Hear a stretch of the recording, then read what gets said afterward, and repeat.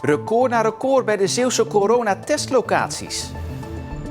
Het is vrijdag 24 juli. Dit is Zeeland Nu. Testcapaciteit Terneuzen verder uitgebreid. Diederik Gommers geschrokken tijdens bezoek aan Zeeland. En zingen mag weer, maar niet in elke kerk. Goedenavond. Bij de Zeeuwse coronatestlocaties wordt momenteel iedere dag record na record verbroken. De landelijke stijging in het aantal besmettingen, de lokale uitbraak in Goes en de oproep om vooral te testen zijn hier de oorzaak van. Na Goes is nu ook de testcapaciteit in Terneuzen uitgebreid. Op deze testlocatie in Terneuzen is er flink opgeschaald. De eerste unit is een hele dag beschikbaar en sinds gisteren is de tweede unit een halve dag beschikbaar. Vandaag zijn er 123 testen uitgevoerd en dat is opnieuw een record. De afsprakenagenda van de testlocatie van ziekenhuis Zorgzaam zat vandaag dan ook vol. Het is daar de afgelopen dagen extra druk omdat veel inwoners van Walcheren en de Beverlanden naar Zeeuws-Vlaanderen uitwijken voor een coronatest. Bij de teststraat in Goes is het namelijk nog drukker. We gaan eerst met een stokje in de keel en vervolgens gaan we met een stokje in de neus. Zorgzaam schakelt vakantiekrachten in om bij te springen. Mocht het nodig zijn, kunnen ze de capaciteit opnieuw verhogen. Het zou dan zomaar kunnen dat de testlocatie ook in de avonturen open gaat. Ja, dat was hem. Gaat het? Het gaat. Wilt u een tissue hebben? Volgens de GGD Zeeland kunnen mensen die bellen voor een afspraak nog altijd de volgende dag terecht. Binnen 48 uur krijgt u de uitslag van de GGD. Ja, drukte. Niet alleen bij de teststraten, maar ook op straat. Met een bezettingspercentage van 95% zijn er veel toeristen op de been. En dat merkte ook Diederik Gommers, voorzitter van de Nederlandse Vereniging voor Intensive Care, tijdens een bezoek aan Middelburg. Hem viel het vooral op dat onze oosterburen zich niet aan de regels lijken te houden. Ik was op bezoek bij de HEMA op de eerste verdieping. En er waren vooral veel toeristen, dus van onze oosterburen. En die hielden zich totaal niet aan de afspraken. Ja, en ik wist niet hoe snel ik dan naar buiten moest komen. Behalve over de Duitse toeristen maakt Gommers zich ook zorgen over de situatie in België. En de grenzen zijn niet dicht, en zeker niet in Zeeland. We moeten wel op onze hoede zijn. Als je dan in gebieden komt waar meer mensen komen, ga ik voortaan zorgen dat ik ergens in mijn zak toch een mondkapje heb. Of het nou wel of niet evidence voor is, of dat bewijs is. Ik zou mezelf liever in bescherming nemen. En vanwege die mondmaskers worden door ondernemers in Sluis folders gemaakt om bezoekers duidelijk te maken dat er juist respect is voor mensen die een mondmasker dragen. Aanleiding is de beschuldiging van de burgemeester van de Vlaamse gemeente Deinze.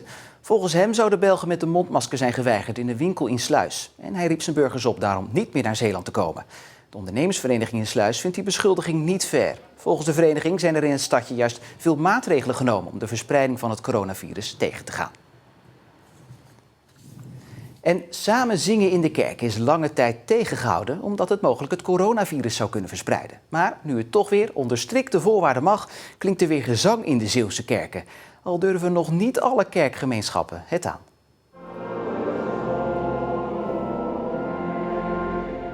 Samen zingen in een dienst. Als lofuiting, maar het zorgt vooral ook voor verbondenheid. Hier in de Nieuwe Kerk in Middelburg durven ze het weer aan.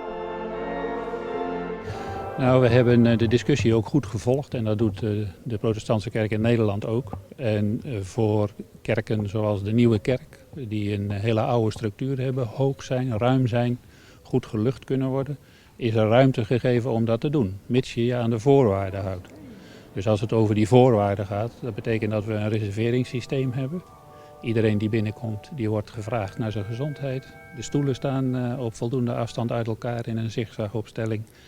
En op die manier denken we dat we binnen de richtlijnen dat kunnen doen. Waar hier normaal plaats is voor 400 mensen, mogen er nu maar 100 naar binnen. En volgens het kerkbestuur is er veel animo voor deze diensten, wat wijst op veel vertrouwen dat het veilig is, ook het samen zingen. Ja, men zal daar wel goede redenen voor hebben dat het kan. En die kerk is ook zo groot en volgens mij is er hele goede ventilatie, want het tocht altijd. Dus nee, ik ben er niet zo ongerust in. Het kerkbestuur zegt er streng op toe te zien dat de regels van het RIVM goed worden nageleefd. We volgen het iedere keer nauw. Vorige week werd er even geschoven met stoelen. Daarvan hebben we gezegd, dat moet je niet doen, want dan komen we in conflict met de afstandsregels. Ook al mag het nu van de overheid, veel kerkgemeenschappen zijn nog terughoudend. De katholieke kerken hebben bijvoorbeeld nog geen toestemming van de bisschop en de synagoge in Middelburg is voorlopig nog helemaal gesloten. Ook kunnen sommige kerken simpelweg niet aan de eisen voldoen. Het RIVM geeft ook wel een aantal richtlijnen waarop het wel of niet zou mogen. En wij zijn, laten we zeggen, een middelgrote tot kleine kerk. En dat betekent 24/7 ventileren. Dat betekent zigzagopstelling. Dus de mensen moeten per stuk geregistreerd worden. Dus dat zijn allemaal dingen waarom wij denken, ja, daar zijn we nog niet aan toe. Je wilt natuurlijk niet naar buiten komen met een gemeenschap waar je dan zegt van, doordat we niet goed de regels hebben nageleefd, om maar eens even zo te zeggen, ontstaat er iets waardoor mensen ziek zijn geworden.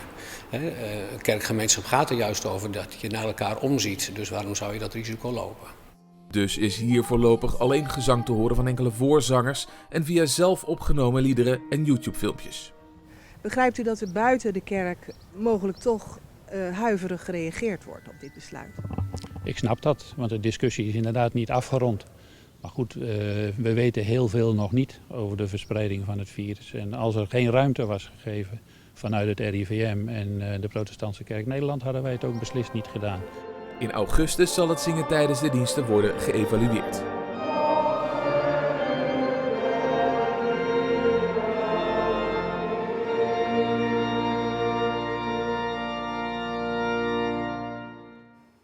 En voor ander nieuws is Stefan Daan aangeschoven. Ja, er is behoorlijk wat te doen rond de toeristendrukte in Zeeland. Als je bij ons op Facebook kijkt naar alle reacties, dan lijkt het wel het gesprek van de dag. We hoorden net ook al Diederik Gommers die zich uitspreekt over het gedrag van Duitsers. Gisteren hadden de Vlaamse burgemeester die juist niet te spreken is over het gedrag van Zeeuwen. Nou ja, wij zijn nu vooral benieuwd naar de mening van Zeeuwen over de toeristendrukte. Stoor je je of juist helemaal niet? Laat het ons weten op omroepzeeland.nl. En dan laten wij volgende week de uitslag weten. Ja, en daar staat met een banner aangegeven waar de enquête te vinden is, hè? Klopt, ja. En dan heb je nog wat ander kleiner nieuws. Ja, het is klein nieuws. Zo klein denk ik ongeveer. In het bos in Renesse duiken op allerlei plekken kabouters op. 50 plekken om precies te zijn. En nou ja, die kabouters hebben het prima naar hun zin. Ze schommelen, hangen de was op en vangen vis. Het is bedoeld als attracties. Ze zijn neergelegd zodat gezinnen met kinderen van een jaar of 8 ongeveer, denk ik, een wandeltocht kunnen maken en die kabouters kunnen zoeken. Levi, die we hier zagen van 5 jaar, vindt het zo te zien fantastisch. Nou ja, ik zou zeggen, ga er snel heen als het zo leuk is. Stefan Daan, dankjewel.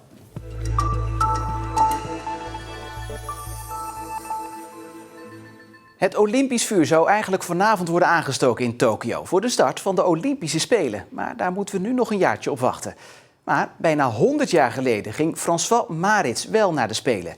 In 1924 deed de in Capelle geboren Maritz als pistoolschutter mee in Parijs.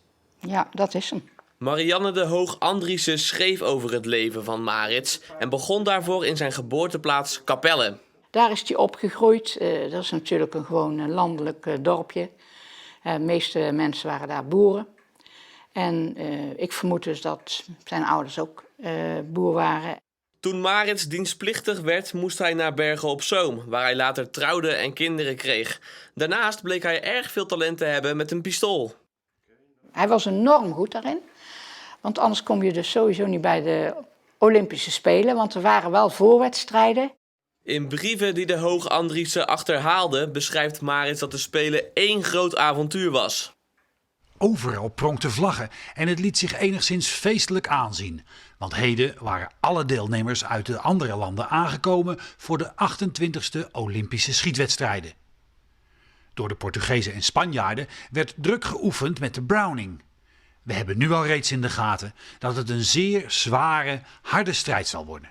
Het materiaal waar het Nederlands team mee schoot was vele malen slechter dan van de andere landen. Toch behaalde Maritz een keurige 21ste plek. Terug in Nederland gaat het leven verder. Maritz blijft met zijn sport bezig totdat de oorlog uitbreekt. Hij raakt al heel vroeg in de oorlog betrokken bij het verzet. Wat hij in ieder geval ook deed, is onderduikers helpen. Enkele jaren zat Maritz de Duitsers dwars, totdat hij in 1943 wordt opgepakt en van gevangenis naar gevangenis wordt gebracht. Net voor het einde van de oorlog sterft François Maritz in het concentratiekamp in Hamelen. François, dat moet een enorme sympathieke mens zijn geweest. Een harde werker, maar ook een man met een heel rechtvaardigheidsgevoel, die niet tegen onrecht kan. Want ik denk dat dat de reden is dat hij in het verzet is gegaan. En hij moet verschrikkelijk positief zijn geweest. Want bijna 2 jaar in concentratiekampen. Ja, en dan helaas net voor de bevrijders komen, maar dagen overlijden. Dat is gewoon diep triest.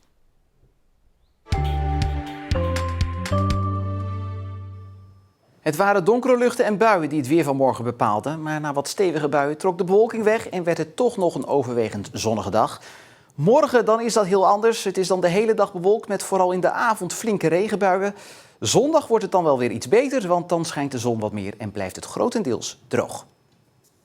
En in Trots op Zeeland zien we straks dat versieren en coronatijd dat een lastige combinatie is. Hi. Mag ik jou misschien versieren? Ik ben ook geen jonge, frisse man. Nee, daar zitten er nog een paar aan tafel. Een paar jongen. Ja, maar dus eigenlijk wijs jij mij nu af? Ja, joh, dat is veel te oud. Ik moet het even verwerken. Ja, nu is versieren met een camera erbij natuurlijk ook niet echt de beste manier. Maar hoe dit verder afloopt ziet u zo. Fijne avond voor nu en een goed weekend.